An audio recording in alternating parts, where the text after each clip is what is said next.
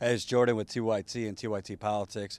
I'm over here right by the water in Osheti Sokoan camp, and I'm at the Pawnee tribe, which has a really great history, and you guys have been here pretty much since the beginning of this struggle. Talk to me about your history and the Pawnee tribe and when you got here. Yeah, we got here early August, around like August 11th, 12th. We started at Sacred Stone. My auntie LaDonna went out there to support her in June. That's your aunt? Yeah. Yeah, one of my aunts, Indian way. It's one of my aunts, and so we went out there and to support, and then prayed about it. Came over here to the overflow camp, Ochete Shakowin, and just felt in my heart from the ancestors that they wanted us to have our camp here. So I came over here and prayed and put the prayers down in the ground, and we started with one flag and two tents, and then it grew from there. The history between our Pawnee and Lakota Dakota it's a bitter history. We were ancient enemies, and we had a lot of battles, and the last battle that we had, it was called Massacre Canyon, and it's an unfortunate history where the Dakota Lakota tried to wipe us out, and so our tribe held on to that hurt and that anger for a long time. But in these times, they put that aside. Our tribe put that aside, and they said, we'll come and we'll support. We'll send a letter of support and a resolution, and we'll send our chiefs. And they sent two of our chiefs up here, Dasadu, Morgan Littleson, and Jimmy Horn, and they brought teepees, and we came in here in solidarity, to put that history behind, because we weren't always enemies. We were made to be enemies by this destructive force that we're fighting today. This black snake is a descendant of that destructive force that dismantled our homes and our people. And so we're here to stand in solidarity in a beautiful and spiritual way. And for the viewers that obviously don't know the history, was the conflict between the Lakota, Dakota, and Pawnee over land? Over what was it over? Yeah, it was over land. And what that means is it means you have a system that comes through manifest destiny and pushes people into land and overtakes land. Modern day gentrification that we're dealing with now. Just like the modern day eminent domain. Is the modern day gentrification manifest destiny. And so because of that it forced us to conflict over land. But now here we are. We're fighting together for the land, for the water, because it's important. Now we speak the same language. We can use their instruments against them. We can use their words against them, their law, their paper trail of treaties. We can use even their technology against them, because we have a connection to this technology. This technology has only works by rare metals in the earth, and we were given a spiritual connection to all within the earth to use this. And so we use this technology in a good way, as opposed to how they use technology in a destructive way. And one thing that strikes out to me is, this is kind of like somebody robs my house, and I don't, they don't shoot me. I get out of the house, and then I try to reclaim my house, and I'm arrested for trespassing. Yeah. That it seems like very twisted, and the media is not really explaining the situation that way. There's no discussion of treaties, things like that, because for so long, the government's just taken the land and discarded the treaties. For you, is it ever surprising to you, even the kind of complete arrogance and the complete disconnection people have from whose land this is? I think the disconnection is a lack of knowledge, and that's just, you're talking hundreds of years of people who've blanketed our pain and our struggle and our American Holocaust. They don't know about it. So if they don't know about it, they have no care or worry about it, and so they're going to be, not have that knowledge. But I don't believe that all white people are evil. I believe there are good ones out there. We see them all around us, allying with us, but then at the same time, there are ones who choose not to have a mind of their own or connect to their spirit. And so it's unfortunate, because we're constantly facing this battle for the land, and it's because of ignorance. And that ignorance is a disease.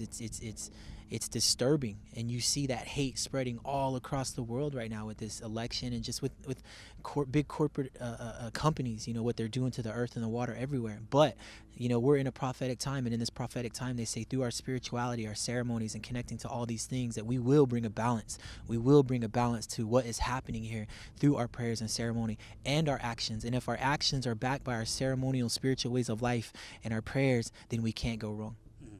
We're destined to fulfill this beautiful, beautiful way of life for our future. And you look at the police brutality. Every time I come here, it gets worse. Now they're freezing people to death. A poor girl had her arm almost blown off. Obviously, Native Americans are used to being brutalized, but these images are very surprising for people like me who kind of grew up, had it good, kind of like that. When you look at what's going on, especially 2 nights ago, what comes to your mind? it brought a lot of sadness to my heart, because at the moment I left camp for the weekend. As soon as I logged on to Facebook and I saw what was happening, I just started crying because I knew I have a lot of family here, a lot of connections that I've made, and I knew they were okay, but just seeing what the cops were doing, to us here, and we're peaceful protectors here, and they showed their true selves, and that they're willing to do anything. I truly believe that they're trying to kill us that night. So, I mean, it's good that everyone caught it on the cameras, the live streams, to spread out what was happening here, because the world needs to know what's happening here. We're unarmed, we're peaceful, we're here in prayer, and how we're being treated is how we've been treated for 500 years. But now we can flip the script and record and show others how we're being treated. And it's so maddening to me because I wasn't here. I went home. I was here. I went home. I missed it. And then the media is like just reporting, well, the police say water protectors started 12 fires and this and that. Well, first of all, none of them are here. CNN's not here. NBC's not here. The New York Times isn't here. So, and they're not here. And they're just kind of reporting. They're like pet dispensers of what the police tell them. Well, you're trusting the same police that are firing off water in 20 degrees, rubber bullets, all this. Are you discouraged that, I mean, you know the truth. You have live streams showing it. But to the masses, my father, God bless him, Republican, I showed him the video. He's like, why is this the first time I'm seeing this? It's disheartening. And I think if more people see it, they have to see it in order to believe it. You know what I mean? You have to watch it with your own eyes in order to be like, fuck, what is going on? Why are they doing this? And unfortunately, we live in a society where, white privilege is real, and it takes, white allies getting hurt in order for people to listen. That's unfortunate. But I mean, here we are as natives, we've been in this struggle. We've been suffering this. And we're going to keep, suffering and keep pushing forward and keep finding purpose, for what it is that this water is trying to do for us as a people. This black snake, it's a descendant of a destructive force that tried to dismantle our homes. So if our homes can come back together spiritually and we can unite and the world can see that, then there is a future for all of us, because it's, all of our people need this water, and for our white allies, man, aho, dudahi for standing with us, because that's a part of the prophecy that our white relatives would come and they would seek that spiritual connection, and here it is, it's for them, and I think that's a beautiful thing, and so as we move forward as indigenous people, our white allies, all our allies from all different cultures, we can all align together. And they say if we can suffer together, pray together, and eat together, and become relatives together, then we can protest together. And lastly, could you tell me a little bit about the Pawnee tribe? What is its kind of DNA? What should people know? Our Pawnee people, we're a star people. We come from the star, and we're connected to this Kitspaduksti, this Missouri River. This is one of our holiest rivers, beautiful and powerful river. This is the river where our holy people would go, and they would be drawn to this river by ancient beings that showed themselves to us during this time, and our chiefs witnessed that, and so we know that we're in prophetic times. But our people would go to this place, the Missouri River, and the thing about this Missouri River, there's one of our most ancient animal lodges, and it's underneath the Missouri River, and all of our ancestors would go to that place and seek and be blessed and bestowed upon all the mysteries of all the animal powers, thus coming back to bring healing to the people, and so this black snake going underneath the Missouri River is like it going in one of our most holy and sacred places. But we're in a time of balance. We're in a time of spiritual war, and through prayer and ceremonies, we will overcome. And we no matter what happens, we are going to win. And that's who our people are, and that's why our people came up here to align and to build a relationship with our Dakota and Lakota. Because when we call for them, whenever it's our time to battle the fracking in Oklahoma and all the earthquakes we're having, then they'll come, because that's how it works. We help each other.